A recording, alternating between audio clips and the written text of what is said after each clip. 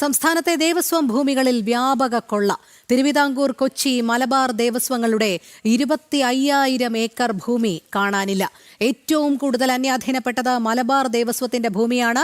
എറണാകുളം, തൃശൂർ, പാലക്കാട് ജില്ലകളിലെ ഭൂമികളിലും കയ്യേറ്റം നടന്നു. ഈ വാർത്തയുടെ വിശദാംശങ്ങളുമായി അരുൺ കൊടുങ്ങൂർ ചേരുകയാണ്. അരുൺ, അങ്ങേയറ്റം ഞെട്ടിപ്പിക്കുന്നതാണ്. സംസ്ഥാനത്തെ ദേവസ്വം ഭൂമികളിൽ വ്യാപക കൊള്ള നടന്നിരിക്കുന്നു എന്നുള്ളത്. ഒരു ഭാഗത്ത് കെടുകാര്യസ്ഥത മൂലം എല്ലാ ക്ഷേത്രങ്ങളിലും ഇങ്ങനെ വ്യാപക ക്രമക്കേടുകൾ നടക്കുന്നതോടൊപ്പം തന്നെ ദേവസ്വം ഭൂമികൾ കൂടി, അതും ഏക്കർ കണക്കിന് ദേവസ്വം ഭൂമികൾ കൂടി അന്യാധീനപ്പെടുന്ന കാഴ്ചയാണ്, കണക്കുകളാണ് പുറത്തുവരുന്നത്, അല്ലേ?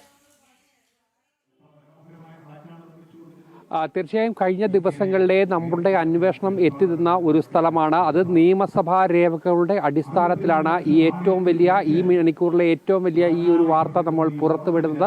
ഒന്നും രണ്ടുമല്ല, 25,000 ഏക്കർ ദേവസ്വം ഭൂമിയാണ് കേരളത്തിൽ അന്യാധീനപ്പെട്ടു പോയിരിക്കുന്നത്. അതിൽ തിരുവിതാംകൂർ ദേവസ്വം ബോർഡുണ്ട്, കൊച്ചി ദേവസ്വം ബോർഡുണ്ട്, മലബാർ ദേവസ്വം ബോർഡുണ്ട്.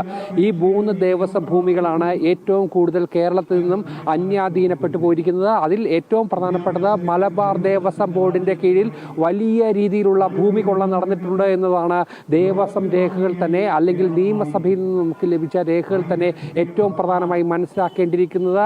24,000-ലധികം ഏക്കർ ഭൂമിയാണ് മലബാർ ദേവസ്വത്തിന്റെ മാത്രം ഇന്ന് അന്യാധീനപ്പെട്ടു പോയിരിക്കുന്നത്. നമുക്കറിയാം ഇത് എത്രത്തോളം കോടികളാണ് ഈ തുകയ്ക്ക്, ഈ ഒരു ഭൂമിക്ക് വിലമതിക്കുക എന്നറിയാം.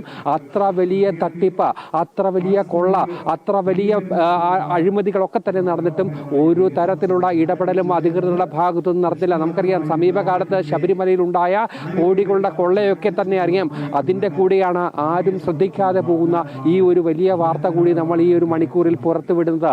ഒന്നും രണ്ടുമല്ല, 25,000 ഏക്കർ ഭൂമിയോളമാണ് ഈ സംസ്ഥാനത്ത് ദേവസ്വം ബോർഡിന്റെ കീഴിൽ ദേവസ്വം ഭൂമിയായി ഉള്ളത്. ആ ദേവസ്വം ഭൂമി തന്നെയാണ് അന്യാധീനപ്പെട്ടു പോയിരിക്കുന്നത്. അതായത് മിക്ക ക്ഷേത്രങ്ങളിലും ഇത്തരത്തിൽ വലിയ രീതിയിലുള്ള കൊള്ള നടന്നിട്ടുണ്ട്. ഇത് തിരിച്ചു പിടിക്കുന്നതിനുള്ള ഒരു തരത്തിലുള്ള ഇടപെടലും ഒരു തരത്തിലുള്ള നടപടികളും ഉണ്ടായിട്ടില്ല.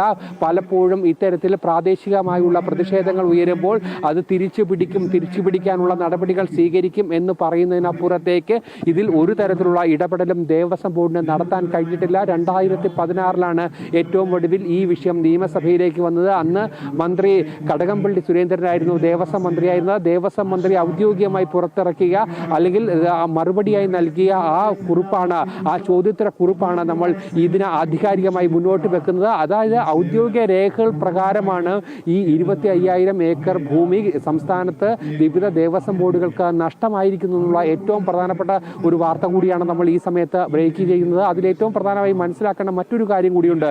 ഇതിൻ്റെ വില എത്രത്തോളം കോടി രൂപയാണ്, ദേവന്റെ സ്വത്തുക്കളാണ്, ദേവസ്വത്തിന്റെ സ്വത്തുക്കളാണ് ഇത് അന്യാധീനപ്പെട്ടുകൊണ്ടിരിക്കുന്നത്. അത് കൃത്യമായി തന്നെ ഓരോ ദേവസ്വം ഉദ്യോഗസ്ഥർക്കും ദേവസ്വം ബോർഡുകൾക്കും അത് കൃത്യമായി അറിയാം. പക്ഷേ എന്തുകൊണ്ട് ഇതുവരെയും ഒരു തരത്തിലുള്ള ഇടപെടലും ഒരു തരത്തിലുള്ള നടപടിയും ഇത് തിരിച്ചു പിടിക്കുന്നതിനുള്ള ശ്രമങ്ങളൊക്കെ തന്നെയും വന്നില്ല. പലപ്പോഴും പല ഉദ്യോഗസ്ഥരും നേരിട്ടിറങ്ങി ഇത് തിരിച്ചു പിടിക്കാനുള്ള നടപടികൾ പോകുമ്പോൾ പലതരത്തിലുള്ള പ്രതിസന്ധികൾ, പലതരത്തിലുള്ള ഈ വലിയ രീതിയിലുള്ള പ്രതിസന്ധികൾ അവർക്ക് മുന്നിലേക്ക് എത്തുന്നു.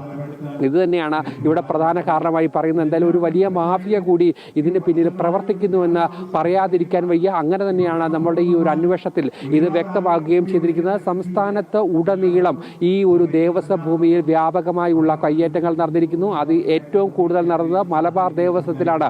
മലബാർ ദേവസ്വം നമുക്കറിയാം വലിയ അതിലേക്ക് തന്നെ എത്താം. അരുൺ, ദയവായി തുടരുക.